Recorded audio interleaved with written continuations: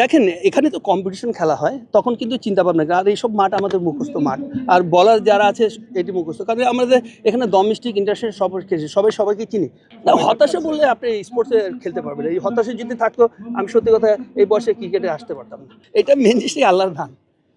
দেখেন আমি যখন মাঠে আসি তখন কিন্তু আমার মনে হয় না যে আমি ক্রিকেটতে রিটায়ার করেছি। আপনি দেখেন আমি যখন আমার দেখা যায় অর্ধেক বয়সে অনেক ছেলেরা আছে, ওদের সাথে ক্রিকেট খেলি, বাট এটা একটা দিক দিয়ে ভালো কি আমার দিক দিয়ে আমি বলি যে নেক্সট জেনারেশন আসবে, তারা চিন্তা ভাবনা করবে যে আমরা এই বয়সে যদি খেলতে পারি এত মোটামুটি ভালো ক্রিকেটটা, তো ওরা তো আরও ভালো ক্রিকেটে, তো ওদের মাথায় ঢুকবে যে আমরা কোন ক্রিকেটটা খেলে আসছি। একটা সেলিব্রেশন দেখলাম উইকেট নেওয়ার পর, এটার মানে কি আছে? এটা আমরা একটা দুষ্টামি করতেছিলাম যে ওই তুষার বলতেছিল যে ওরে বলে আমাকে তোর বলে এই বলে ওভারে আউট করবো, তো দেখা যাচ্ছে ওই বলে উইশ মারতে যে আউট হয়েছে। রফিক ভাই, একটা টুর্নামেন্ট আছে আসলে লেজেন্ডের টুর্নামেন্ট, এখানে বাংলাদেশ দলের অংশগ্রহণ করবে, আপনার খেলার ইচ্ছা আছে কিনা ওই টুর্নামেন্টটা? ইনশাল্লাহ আছে, আসছে বলে আমার আজকে বলেছে। তো ইনশাল্লাহ আমি হতে পারে আমি কোচ কাম প্লেয়ার হয়ে যাব, যদি ওখানে দরকার পড়ে আমাকে খেলাবে, নাহলে আমি কোচ হিসাবে কাজ করবো। রফিক ভাই, বয়স আসলে খাতা কলমে 55, যখন ব্যাট হাতে নামেন তখন কি মনে হয় 22 বা 25 হয়ে যায় কিনা?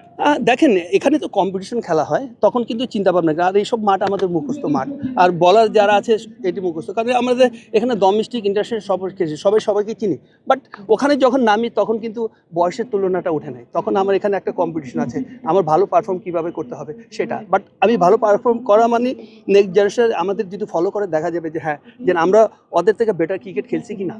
তো এটা কিন্তু একটা বড় প্রমাণ পাওয়া যাচ্ছে। রফিক ভাই, একটা ছক্কা দেখলাম কাভারের উপর দিয়ে মারলেন, আসলে ওইটা কি ফেভারিট ছক্কা কিনা? পুরো 4টা ছক্কা দেখেন মারি আমি, মেন জিনিসটা কি আমার প্রথম বল আর লাস্ট বল ওটা আমি চিন্তা করি না। আমার যখন আমার ফেভারিট জায়গা পাই আমি শট মারি, বাট দেখা যায় অনেক সময় সাকসেস হয়, অনেক সময় হয় না। বাট আমি চিন্তা ভাবনা করি যে এই 20টি খেলা হলো বড় শটের খেলা, তাই আমি দেখি যে কতটুকু পাওয়ার আছে।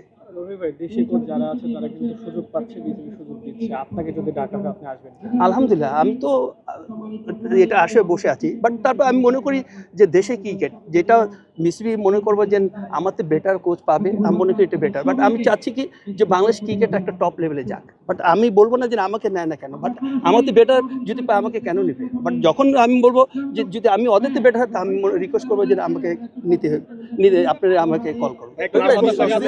একটু কি হতাশা কাজ করে কিনা? না, হতাশা বললে আপনি স্পোর্টসে খেলতে পারবেন, এই হতাশা যদি থাকতো আমি সত্যি কথা এই বয়সে ক্রিকেটে আসতে পারতাম না।